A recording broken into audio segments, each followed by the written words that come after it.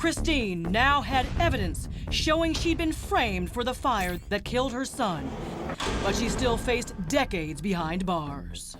I really think there was a conspiracy. The mystery here is that it's not known who actually added those two very critical numbers, and that's where things really went wrong. So Kristine and her attorneys focused on unraveling the mystery of the altered evidence. If a jury had heard this evidence, the result would likely have been different. She would never have been convicted.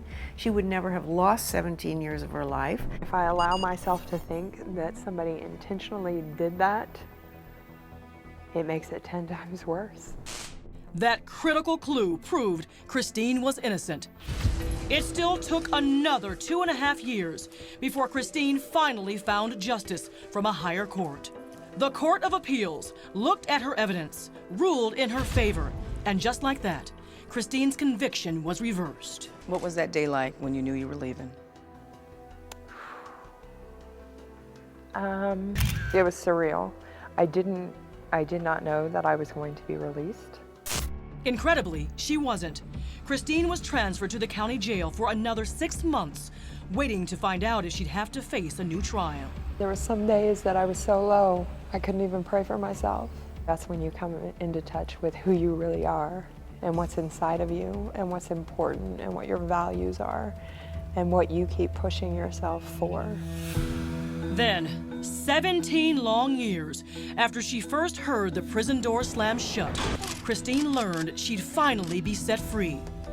But in only one sense of the word. Even now that I'm out and my conviction has been reversed and I'm exonerated, it still hurts. It still affects me. I still feel like I carry it around, like there's some kind of mark on me that says, hey, that's her. It's a different sort of prison. I just don't have bars on my windows. One of the first things you did when you got out of prison was visit Tony's grave. What did you say to him? I sat down and told him I missed him so much. And then I just cried. And I wasn't there very long, and I looked up and noticed somebody taking pictures on their cell phone. So I left. Another stolen moment. It's kind of that thing where I feel like I'm still in prison because that should have been my own personal little piece. And somebody was able to come in and take that too. After years of fighting for her freedom, Kristine now struggles just to survive. When I first got out, they weren't what I thought they were going to be. You don't realize the impact of walking out and you've got nothing but your prison uniform and a bag. You don't even have a toothbrush.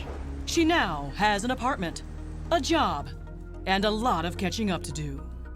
How has those 17 years affected your relationship with Trent? It's not ever going to be a true mother-son relationship. My mom was there for the day-to-day.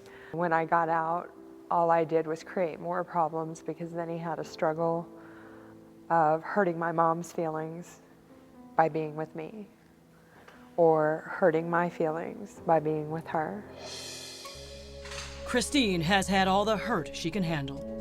Now at 41 years old, she just needs a fresh start.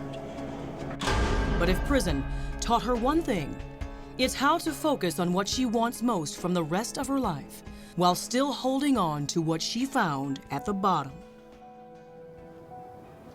When you've had absolutely everything taken away from you, you realize that the most important things are you, your family, spending time with your friends, and for that, I'm immensely grateful. Isn't that just such a sophisticated attitude given the enormous amount that she's been through? She's incredible, and she's still very grateful. Absolutely. She's an amazing woman. Where is she now? Kristine is still living in Chicago, and she has a job at Northwestern University. She's even considering going to law school, but you know what? Putting her life, the pieces back together again, is a struggle, so she's just taking it day by day. It's going to be a tough process, that's for sure. What about the avenues of recourse here? I imagine she's looking at potentially some legal action as a result of what's happened here. She sure is, Matt. She is suing the government for $17 million, $1 million for every year she spent behind bars. Can't put a price, of course, on the sacrifice that she's made during No, those many years. never. Thanks for the update, Andrea.